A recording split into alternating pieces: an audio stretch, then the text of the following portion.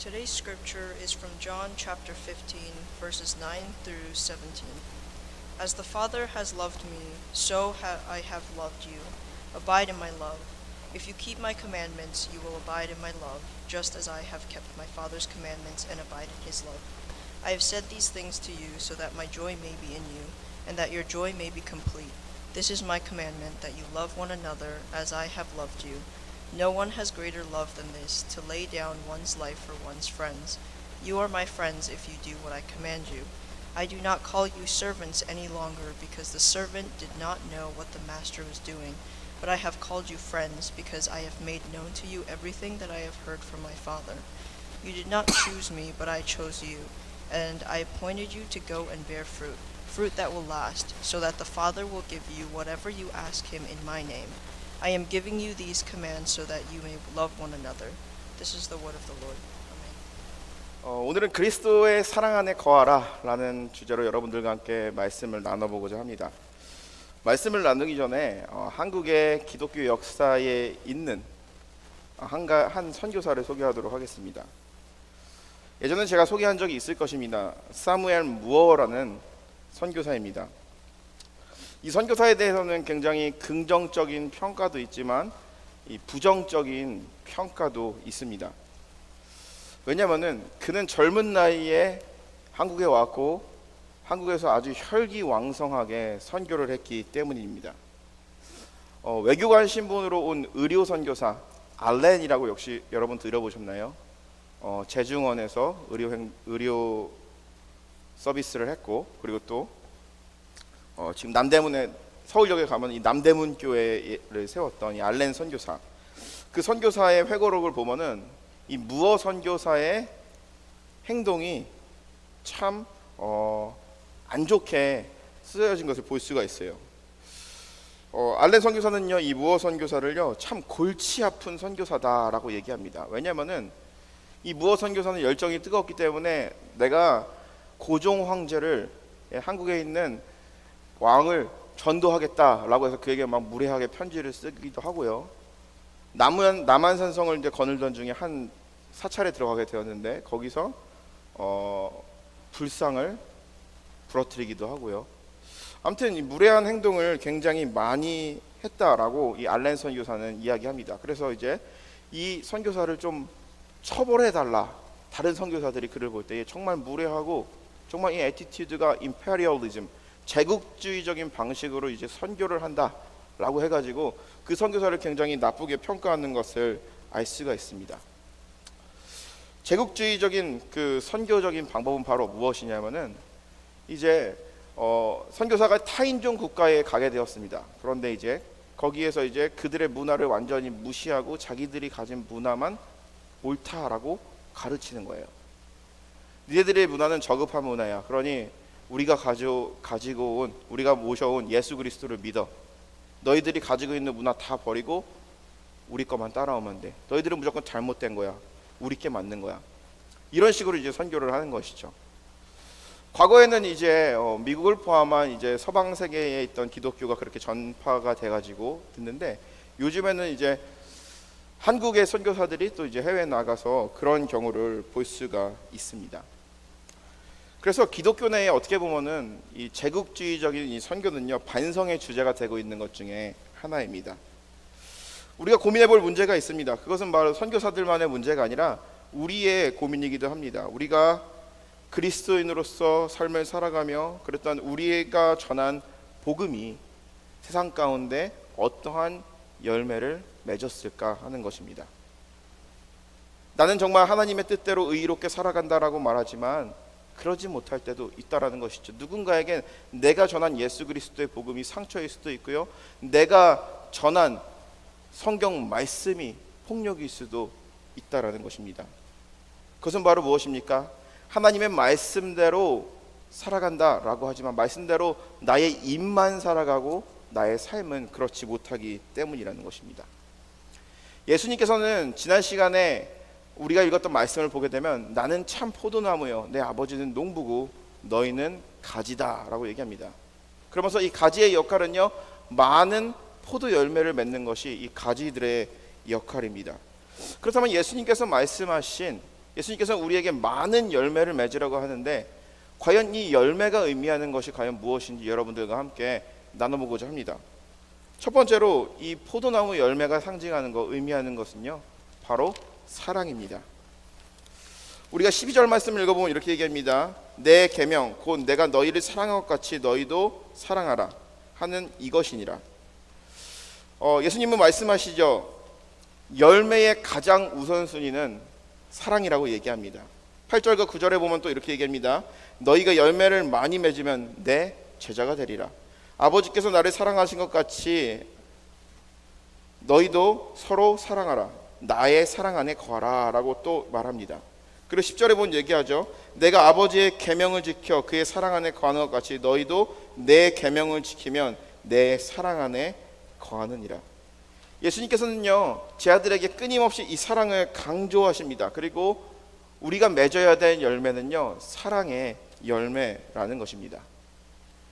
갈라디아서 22장 5장 22절에 보면은 우리가 아는 성령의 열매가 나옵니다. 그 성령의 열매에서도 가장 첫 번째 것이 바로 사랑이라는 것입니다.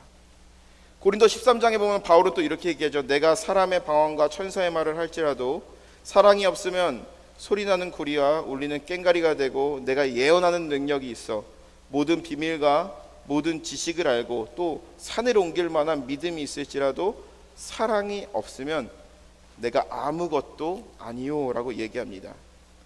즉 예수님께서 제 아들에게 알려주고 싶었던 것은 바로 사랑이었고 그 사랑은 바로 우리가 지켜야 될 계명이라는 것입니다. 이와 관련된 성경으로 마태복음 22장에 보면은 율법학자가 예수님께 찾아와서 이렇게 묻습니다. 선생님이요, 모세가 이렇게 많은 율법을 줬는데 그 율법 중에서 가장 으뜸이 되는 것은 바로 무엇입니까? 무엇이 가장 으뜸이 되는 율법입니까? 라고 하자 예수님께서는 이렇게 대답합니다. You shall love the Lord your God with all your heart, with all your soul, and with all your mind. This is the greatest and the first commandment. And the second is like it. You shall love your neighbor as yourself. 내 가장 큰 계명은 하나님을 사랑하고 마음을 다하여서 모든 걸 다하여서 하나님을 사랑하고 그리고 두 번째 계명은 내 이웃을 사랑하라. 이것이 바로 주신 계명입니다. commandment, 이것은요 왕이 자신의 신하에게 내리는 명령입니다. 즉 하나님의 자녀로 우리가 살아가면서 반드시 지켜야 될 commandment는 바로 사랑이라는 것이죠. 예수님이 하나님으로부터 받은 그 commandment를 지키면서 사랑 안에 거하였던 것처럼 우리도 사랑 안에 거하라 라고 말하고 있는 것입니다. 그런데요, 이 계명이라는 말, 명령이라는 말, 이 말이요 현대인들에게 있어서는 굉장히 부담스러운 말입니다. 이 commandment라는 말이, order라는 말, 누군가에게 명령을 해서 그대로 따라야 돼. This is my order. 그러면 기분이 어때요? 천장에 This is my order. 장난으로 저희 와이프에게 This is my order 막 이러면 되게 싫어하더라고요. 이와 같이 마찬가지로 요즘 사람들에게 명령이라는 말은요 굉장히 거북스러운 말입니다. 군인이 아니고서야 누군가의 명령에 무조건 따라야 된다, 순종해야 된다라는 것은요 부담스럽기 마련입니다. 우리가 교회 안에 있고 우리가 기독교에 대해서 알고 있고 신앙생활을 오래 한 사람들에게 내 하나님을 전심을 다해서 사랑하고 내 이웃을 모든 것을 다하여서 사랑해라, 이 말이 거북스럽진 않습니다. 그런데 복음을 처음 접한 사람, 교회 처음 나온 사람, 기독교를 처음 접한 사람에게 사랑하십시오. 이제부터는 어느 누구도 미워해서는 안 됩니다. 그리고 미운 마음 가져서는 안 돼요. 무조건 다 사랑해요. 이것이 하나님의 명령이에요. 이거를 안 지키면 여러분 죄 받습니다 라고 말했을 때에 교회 처음 나온 사람이 사랑해라, 좋은 말이죠. 근데 그것이 때로는 거북스럽게 다가오지 않을까요? 무엇을 사랑해야 되는지, 무엇이 사랑인지 모르는데, 무엇이 사랑인지 모르고 무엇이 하나님 사랑인지 모르고 예수님이 누구인지 모르는데 그냥 사랑하라 라고 얘기한다 그러면은 그것이 굉장히 부담스러울 것입니다. 그리고 더욱이 마음의 평안을 찾으려고 교회에 왔는데 계속 명령을 내리는 거예요. 그 당연히 부담스럽겠죠. 복음에 대한 전 이해가 없는 상태에서는요. 그런데 우리가 하나님의 사랑을 깨닫기 위해서는 우리가 알아야 할 것이 하나가 있습니다. 그것은 바로 무엇이냐? Unconditional grace. 조건 없이 주는 하나님의 은혜를 알아야 된다는 것이죠. 그래야만 예수님께서 말씀하신 그 사랑의 의미를 우리는 깨달을 수가 있습니다. 여러분, 우리가 하나님의 사랑을 고백한다라는 건, 하나님이 나를 사랑하고 있다라는 것을요, 믿는 사람들은요, 하나님의 은혜를 경험하고 하나님의 그 은혜를 느낀 사람들입니다. 제가 예전에 하나님의 은혜를 굉장히 강하게 느낀 적이 있습니다. 그것이 언제냐면은 제가 서울에 있을 때 이 트레일 러닝이라는 대회에 트레일 러닝 컴페티션에 참여한 적이 있습니다. 트레일 러닝은 뭐냐면은 우리가 생각하는 이제 이재동 목사님은 로드 마라톤을 하죠. 도로를 뛰는 겁니다. 근데 트레일 러닝은요, 산을 뛰는 거예요. 산을 뛰는데 제가 왜 트레일 러닝을 하게 됐냐면은 보통 이 마라톤 대회가요, 썬데이에 열립니다. 그래서 썬데이에는 교회 가야 되기 때문에 한 번도 참석을 못했어요. 근데 잘 찾아보니까 세러데이에 열리는 대회가 있더라고요. 그게 바로 트레일 러닝이었어요. 그래서 아주 열심히 훈련을 했습니다. 남산을 몇 번 왔다 갔다 했는지 모르겠어요. 남산이 저의 훈련장이었어요. 그래서 이제 대회에 참여해가지고 뛰게 되었는데 이게 보통 쉬운 게 아니더라고요. 너무나도 힘들어요. 같이 뛰던 사람들이 한 명씩 포기하기 시작합니다. 더 이상 못하겠어. 어떤 사람들은 산에서 미끄러져가지고 다쳐가지고 구급차가 오기도 합니다. 어떤 사람들은 탈진한 상태로 쓰러지기도 합니다. 저도 너무너무 힘들었어요. 너무너무 힘들어가지고 뛰면서 울었어요. 내가 미쳤지. 내가 왜 이렇게 이걸 했을까 하면서. 근데 포기하고 싶진 않았어요. 그런데 너무 허리가 아프고 다리가 아파서 막 3번 주저앉았어요. 근데 같이 뛰던 사람들이 한 명씩 포기하니까 나도 포기하고 싶은 마음이 생기더라고요. 그래서 포기할까라고 주저앉았는데 멀리서 종소리가 들리기 시작하는 거예요. 그러면서 그 종소리를 따라서 걸어가기 시작했습니다. 그런데 그 사람들이 저를 바라보면서 얘기하는 거예요. 힘내세요. 할 수 있습니다. 여기서 포기하면 안 됩니다. 당신은 최고입니다. 하면서 걸어오는 저를 안아주고 저에게 물 한 잔을 건네주는 거예요. 그 순간 북받쳐 오르는 감정에 눈물이 막 나기 시작했습니다. 그러면서 드는 생각이, 저들은 과연 누구일까? 그들은 바로 누구였냐면은 작년에 그 대회에, 그 컴페티션에 참석했던 사람들이에요. 저와 같이 포기하고 싶은 레이스를 뛰었던 사람들입니다. 그런데 그들 역시도 포기하려고 하는 그 순간에 누군가의 응원을 통해서 힘을 얻었기 때문에 그가 다시 돌아와서 저와 같이 포기하고 싶은 사람을 응원해 줬던 거예요. 이것이 그레이스구나. 이것이 unconditional grace구나. 저 그때 깨달았어요. 그리고 그 unconditional grace를 경험한 사람이 다른 사람들에게 어떠한 조건 없는 은혜를 베풀 수 있는 것이고, unconditional grace를 경험한 사람인 마냥 예수님의 사랑을, 하나님의 사랑을 체험할 수 있다라는 것입니다. 가장 첫 번째예요. 은혜를 경험한 사람이 은혜를 끼칠 줄 알고요, 은혜를 경험한 사람이 사랑을 할 줄 안다라는 것입니다. 제가 거기서 깨달은 것이 하나가 있습니다. 그것은 바로 무엇이냐? 저의 나름대로의 교회론이 세워졌어요. 교회는 어떤 곳이냐? 어떠한 사람이든지 어떠한 이유 없이, 어떠한 대가 없이 안아줄 수 있는 데가 바로 교회구나. 어느 누구나 포용하고 지쳐있는 사람들에게 가서 그들을 안아줄 수 있는 것이 참 교회구나 라는 것을 깨닫게 되었습니다. 그것이 바로 은혜를 통해서, 그 대회를 통해서 보여주신 하나님의 은혜였던 것이죠. 하나님께서는 우리에게 계명을 주시기 이전에, 사랑하라라는 계명을 주시기 이전에 은혜라는 선물을 주셨습니다. 그리고 그 은혜는요, 십자가의 사건으로, 십자가에서 예수 그리스도가 우리를 위해서 죽으심으로써 비로소 확증되었습니다. 그리고 그 은혜를 경험한 사람들만이 그리스도의 사랑으로 누군가를 사랑할 수 있다라는 것입니다. 요한일서 4장 19절에 보면 얘기합니다. We love because he first loved us. 우리가 사랑하면 그가 먼저 사랑하셨습니다. 우리가 짝사랑하듯이 예수님만 쫄쫄 쫓아다니면서 사랑하게 된 것이 아니라요, 예수 그리스도께서 먼저 우리를 사랑하셨다라는 거죠. 먼저 우리를 사랑하셨고 그 은혜를 경험한 사람이 마음을 다하여 목숨을 다하여 누군가를 사랑할 수 있다라는 것입니다. 하나님이 이해하기 위해서는, 예수 그리스도를 알기 위해서는, 예수 그리스도의 사랑을 알기 위해서는 그러한 하나님의 은혜를 먼저 깨달아야 한다라는 것입니다. 그 하나님의 은혜는요, 어떤 것일까요? 우리가 생각할 수 있습니다. 나는 한 번도 하나님의 은혜를 경험해 본 적이 없어요.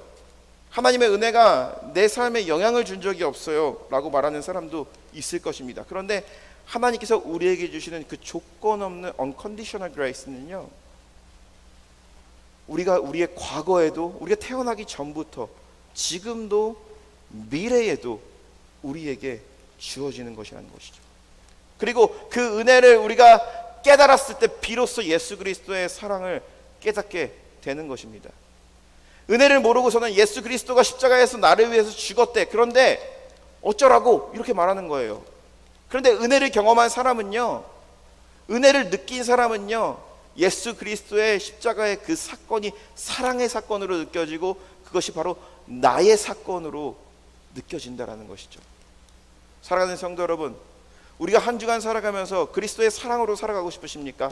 우리의 삶 가운데 정말 예수님께서 말씀하신 것처럼 많은 열매를 맺는 그러한 삶을 살아가고 싶으십니까? 하나님의 은혜를 경험하시기 바랍니다.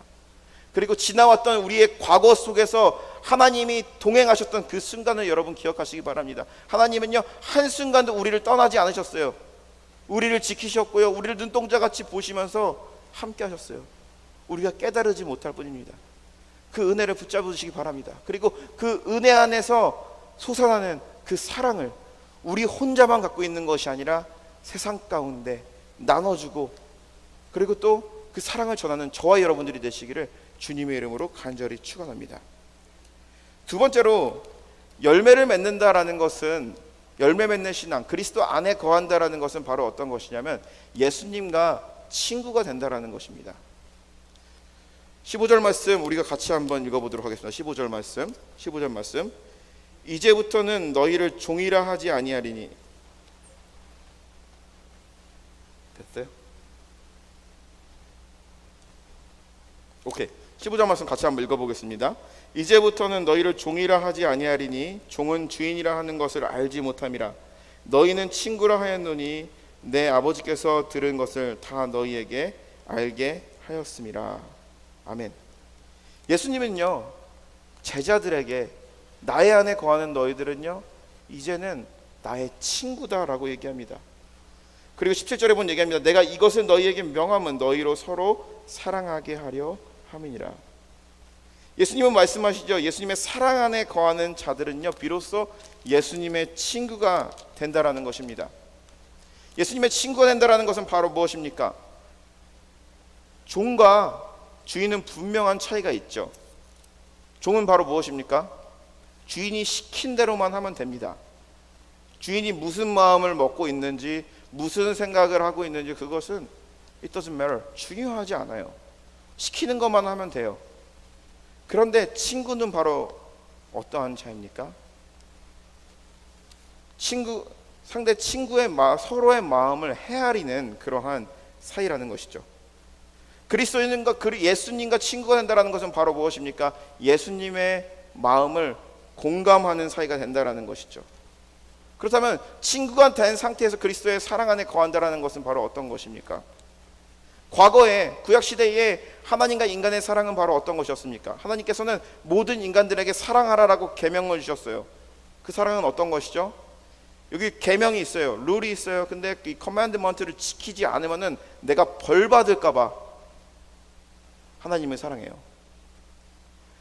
율법에 써 있는 대로 내가 지키지 않으면은 하나님 사랑에서 어긋나니까 벌 받을까 봐 내가 저 사람을 도와줘요. 나에게, 나의 가족에게 피해가 올까봐, 신의 심판을 받을까봐 누군가를 사랑하고 누군가를 도와주는 것이 바로 구약 시대에 있었던 사랑입니다. 그런데 예수 그리스도의 사랑은 바로 무엇입니까? 예수 그리스도의 사랑 안에 거한다라는 것은 바로 어떤 것입니까? 친구로서의 예수 그리스도는 바로 어떤 것입니까? 그가 나를 정말 사랑했기 때문에 내가 그를 정말 사랑하는 것이죠. 누군가를 짝사랑하는 것이 아니라 서로의 쌍방향의 사랑이 이루어지는 것을 우리는 알 수가 있습니다. 그리고 누군가 두려워서가 아니라 당신을 내가 사랑하기 때문에 당신의 목숨, 다른 사람들을 위하여서 목숨까지 내어줄 수 있다라는 것이 바로 예수님을 친구로 여기는 사랑이라는 것이죠. 예수님 마음, 하나님 마음을 공감하는 것이 바로 친구가 되어지는 예수님과 우리의 사랑이라는 것입니다. 앞에서 제가 설교를 할 때 이 무어 선교사에 대해서 설명을 드렸습니다. 이 무어 선교사는요, 부정적으로 평가했는데요, 이제는 좀 긍정적인 평가를 여러분들에게 한번 나눠보고자 합니다. 이 무어 선교사는 상당히 액티브한 선교사였어요. 그렇기 때문에 다른 선교사들보다도 한국에 와가지고 아주 이 한국말을 굉장히 빨리 배웠대요. 아주 유창한 한국어 실력을 가지고 있었습니다. 그리고 이들은요, 이 무어 선교사는 양반 계층의 사람들만 소통하며 사는 것이 아니라 가장 가난한 사람들, 약한 사람들 사이에 들어가서 그들과 함께 살았던 선교사 중에 하나입니다. 1985년 이 한국에 콜레라라는 전염병이 돌기 시작했습니다. 그러면서 많은 사람들이 죽고 많은 사람들이 아파했습니다. 그런데 백정 박씨가 있었어요. 그 사람의 이름은 박성춘이라는 사람이었습니다. 예전에 제가 이 박성춘이라는 사람에 대해서 이야기를 한 적이 있을 거예요. 그런데 그거에 대한 더 확장된 버전입니다. 이 박성춘이라는 사람이 있었는데 그도 콜레라에 걸리기 시작했습니다. 그래서 재중원에 찾아갔어요. 그래가지고 이 질병을 치료받아야 되는데 의료 선교사들이 한국말을 전혀 못하는 거예요. 그래서 이 무어 선교사가 많은 사람들이 왔을 때 이 선교사와 이 환자를 통역하는 통역 역할을 해줬습니다. 그런데 이 박성춘이라는 사람이요, 이 장티푸스에 걸려서 괴로워하고 있는데 이 선교사들의 세심한 치유를 통하여서 이 질병이 치유받게 됩니다. 그러면서 이 박성춘이라는 이 백정은요, 예수를 믿기로 결심을 하게 됩니다. 그래서 당시의 사회는 어떤 사회였습니까? 백정이라는 사람들은 어떤 사람이냐면, 내 발음 어떻게 하는지 몰라, 슬레이어, 동물을 죽이는 사람들. 예? 그리고 만약에 사람을 사형한다 그러면은 그 사람의 목을 자르는 사람들, 손에 피를 묻히는 사람들이었어요. 그렇기 때문에 그들은요, 사람들에게 되게 천하게 취급받고 차별받고 이름조차 없는 사람들도 굉장히 많았어요. 그것이 바로 백정의 삶이었어요. 아버지가 백정이면은 자식도 백정이 되는 것이 당시의 사회였습니다. 그런데 그 백정이요, 선교사들의 사랑으로 치유를 받게 되고 예수를 믿기로 결단합니다. 세례를 받게 됩니다. 그러면서 교회에 출석을 하게 됩니다. 그 교회에 출석한 교회는 어떤 교회냐면은 곤당골 교회라는 교회입니다. 지금의 종로에 가면은 이 승동교회가 아마 그 교회였다라고 합니다. 교회에 출석하게 되는데 이 곤당골 교회의 모든 사람들은요, 다 사회적으로 힘이 있는 사람들이었어요. 많이 배운 사람들이었고 사회적 계층이 굉장히 높은 사람들이었습니다. 그런 사람들의 예배를 드리는 공간에 이 백정이 딱 찾아왔을 때 이 양반들은 어떻게 반응했을까요? 열렬히 웰컴했을까요? 환영했을까요? 아니에요. 양반들이 예배를 보이콧하기 시작합니다. 예배를 거부합니다. 나는 저 백정과 같이 예배 드릴 수가 없어. 나는 백정과 같이 저런 천한 사람이랑 같은 교회에 나갈 수 없어. 그러면서 교회에 안 나오기 시작했다라는 것이죠. 너무나도 가슴 아픈 일이죠. 당시 사회는 어땠냐면은, 우리가 한국에 이제 당시에 이제 교회 건물을 보게 되면 우리는 교회를 동그랗게 생겼는데 기역자 형태, L자 형태로 돼 있었어요. 왜냐면은 남자 여자가 함께 예배를 드릴 수 없기 때문에 L자로 이렇게 돼 있어가지고 가운데는 목사가 서 있고 그리고 이쪽은 남자, 이쪽은 여자, 이쪽은 벽으로 되는 구조로 예배를 드렸다고 합니다. 남자 여자 섞여가지고 예배를 드릴 수 없는 사회였는데 백정이 들어와서 같이 예배를 드린다는 것은 상상할 수 없었던 일이었습니다. 그 당시에 사람의 태도로는. 무엇 선교사들은 얘기합니다. 사람들한테, 여러분, 예수 그리스도는요 양반들을 위해서 양반들만을 위해서 이 땅에 오신 것이 아닙니다. 모든 사람들을 위해서 이 땅에 오셨습니다. 그렇기 때문에 사람을 차별해서는 안 됩니다. 우리 같이 예배합시다. 같이 신앙생활 해야 됩니다. 이 말이 양반들의 귀 속에 들어왔을까요? 안 들어왔죠. 끊임없이 거부하기 시작합니다. 나 백정이랑 같은 교회 다닐 수 없어. 다른 교회 나가든지 아니면은 교회 안 나가든지 할 거야. 이 이야기를요 예수를 믿게 된 백정들이 듣게 됐습니다. 그러면서 무엇 선교사에게 찾아오는 겁니다. 선교사님 우리를 도와주십시오. 우리가 지금 아주 오랫동안 이 차별 대우를 받으면서 살아왔습니다. 그런데 하나님 안에서도 우리가 한 가족이 되지 못한다는 건 너무나도 답답합니다. 우리가 어떻게 하면 좋을까요? 당시의 무호 선교사들은 사람들에게 복음을 가르치면서 그들을 계몽하기 시작합니다. 기독교의 복음은 바로 어떤 것이냐? 차별 없는 것이다. 차별이 존재해서는 안 된다. 우리는 다 똑같은 존재이고 죄인이고 예수 그리스도를 통해서 구원받을 존재이고 구원받아야 할 그런 존재이다라고 하면서 그들을 가르치기 시작하면서 백정 차별 금지 법안을 상고하기 시작합니다. 이것이 처음에 받아들여졌을까요? 하나도 안 받아들였어요. 끊임없이 상고하기 시작합니다. 그런데 결국에는 이 법안이 통과가 돼서 당시에 있었던 그 신분 사회가, 굳건하게 자리 잡고 있던 그 신분 사회가 무너지게 됐다는 것입니다. 많은 사람들은 너무나도 기뻐했습니다. 어떤 여선교사들은 이렇게 얘기합니다. 지금 조선에서 일어난, 지금 이 한국에서 일어난 이 사건이 링컨이 노예 해방 선언서를 한 것보다 더 기쁜 일이다라고 하면서 많은 사람들이 기뻐하기 시작합니다. 저는 이것을 통해서 본 것이 있습니다. 그것은 바로 무엇이냐? 친구라는 것이죠. 무호 선교사는요 예수 그리스도가 그의 친구였습니다. 그렇기 때문에 어떠한 권력에 저항하는 것에 대해서 두려워하는 자가 아니었어요. 우리 보시기 왔지만 우리 선교사들의 흑역사를 보게 되면은 항상 그래요. 복음을 전하고 교회를 세우고 학교를 만들고 하지만 항상 권력 앞에서는 무릎 꿇어야 되는 것이 바로 당시의 선교사들이었어요. 너무나도 마음 아픈 일이죠.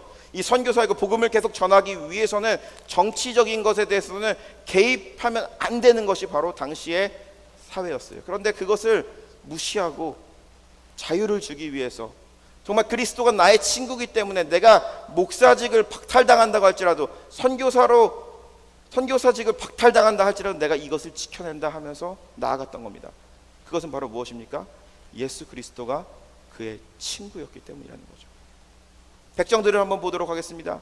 백정들은 어떤 자들이었습니까?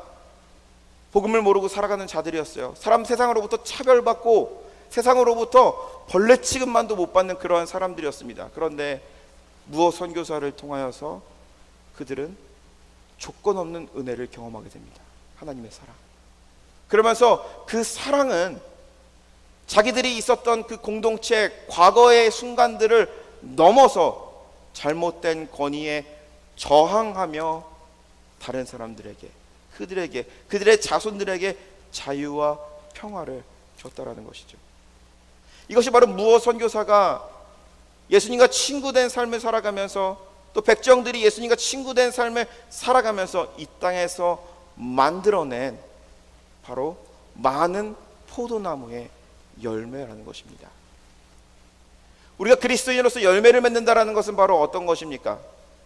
그리스도인으로서 우리 삶에 정말 많은 사랑의 열매를 맺는다라는 것은 어떤 것입니까? 그것은 바로 무엇이냐? 나 혼자만을 사랑하는 것, 나 혼자 하나님을 믿고 하나님만을 사랑하는 것이 아니라 나의 이웃에게 그 사랑을 나눠주는 자들이 되어야 한다는 것이죠. 사랑의 표시를 많이 만들어내는 것이 바로 그리스도인이 할 일이며, 정말 하나님께서 우리에게 주어진 이 사랑의 계명의 책임을 다하는 것이라는 것입니다. 하나님께서 우리에게 주어주시는 조건 없는 그 사랑과 은혜가 있고, 그것을 느낀 사람들은요, 그것을 느끼는 순간 주체할 수 없는 그러한 행동이 일어나기 시작합니다. 여러분 그렇잖아요. 불경한 표현일 수도 있겠지만 어떤 여자가 임신을 하게 되면 아무리 숨기려고 해도 그것을 숨길 수가 없어요. 겉으로 드러나게 됩니다. 그렇듯 우리가 예수 그리스도의 은혜를 경험하고 그리고 하나님의 사랑을 깊이 경험한 사람은요, 그것을 숨기려고 해도 숨길 수가 없습니다. 우리의 삶을 통해서 드러나게 돼 있습니다. 나타나게 돼 있어요. 왜냐? 그 사랑은 우리에게 주체할 수 없고 우리를 치유하고 우리의 환경과 우리의 모든 순간을 변화시키기 때문이라는 것이죠. 우리의 생각을 변화시키는 것입니다. 과거에 정말 예수 그리스도를 인격적으로 제대로 만난 사람은요, 자신이 지금까지 생각했던 가치관과 이런 것들이 변화해서 하나님 중심으로 바뀌어버린다는 거죠. 그러면서 삶 속에서 많은 열매를 만들어가는 그러한 인생을 살아간다는 것입니다. 사랑하는 성도 여러분, 우리가 한 주 동안 내 삶 속에서 하나님의 사랑을 깊이 경험하시는 저와 여러분들이 되었으면 좋겠습니다. 깊이 경험하기 위해서는 무엇을 해야 될까요? 우리에게 지난 시간 동안 끊임없이 부어주신 조건 없는 그 하나님의 사랑을 여러분 기억하시기 바랍니다. 지금도 부어주시고 미래에도 우리에게 부어주시는 그 하나님의 사랑과 은혜를 너무나 당연하게 생각하거나 아니면 무시하거나 그런 것이 아니라 하나님의 은혜를 정말 우리가 깊이 생각하며 하나님께서 우리에게 주시는 그 깊은 사랑을 경험하시는, 그래도 그 깊은 사랑을 나눠주시는 저와 여러분들 되시기를 주님의 이름으로 간절히 축복합니다. 기도하겠습니다.